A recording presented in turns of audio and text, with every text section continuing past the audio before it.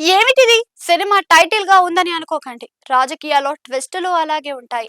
మరి తెర ముందు కొన్ని జరిగితే తెర వెనుక జరగాల్సినవి ఎక్కువగా జరుగుతూ ఉంటాయి. ఇదిలా ఉంటే దక్షిణాదిన తమ రాజకీయ ఆధిపత్యాన్ని పూర్తి స్థాయిలో చూపించాలని కాంగ్రెస్ నాయకత్వంలోని ఇండియా కూటమి ఆరాటపడుతుంది.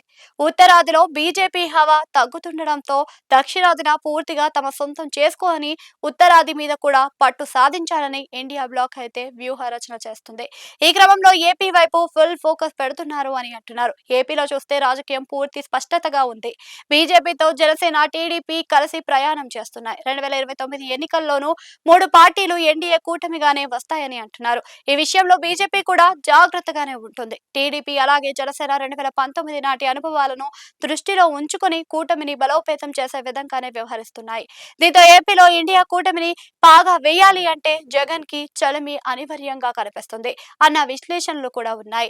కాంగ్రెస్ ఏ మాత్రం పుంజుకోకపోవడం, వామపక్షాలు నామమాత్రం కాపాడుకోవడంతో వైసీపీనే తిప్పుకోవాలని ఇండియా బ్లాక్ నేతలు చూస్తున్నారు అని ప్రచారం సాగుతుంది. ఇదిలా ఉంటే సడన్ గా దక్షిణాదిన పరిణామాలు రాజకీయంగా వేగంగా మారిపోతున్నాయి. కర్ణాటక ట్రబుల్ షూటర్ డీకే శివకుమార్ ముఖ్యమంత్రిగా వచ్చారు.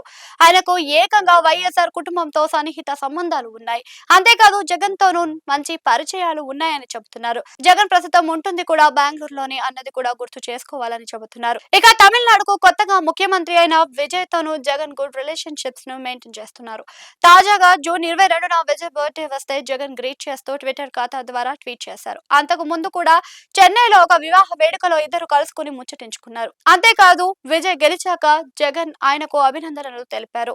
విజయ్ వైపు నుంచి కూడా అదే విధమైన రెస్పాన్స్ వస్తుంది అని అంటున్నారు. దీంతో ఏపీలో రాజకీయ పరిణామాలు ఏమైనా జరగవచ్చు అని అంటున్నారు. 2029 ఎన్నికల నాటికి ఇండియా కూటమిలో జగన్ ని తీసుకుని వచ్చేలా అటు డీకే శివకుమార్ ఇటు విజయ్ కు తమదైన శైలిలో తీవ్ర ప్రయత్నం చేస్తారు అని అంటున్నారు. జగన్ కి వీరు సన్నిహితులు కావడంతో ఆ వైపు నుంచి కూడా పాజిటివ్ గా రెస్పాన్స్ ఉండవచ్చు అని ఊహాగానాలు వినిపిస్తున్నాయి. అయితే ఇప్పుడే తొందరపడకుండా తగిన సమయంలోనే ఏపీ వ్యూహానికి ఒక లాజికల్ ఎండ్ తీసుకొని రావాలి అని అనుకుంటున్నారు అని చెబుతున్నారు.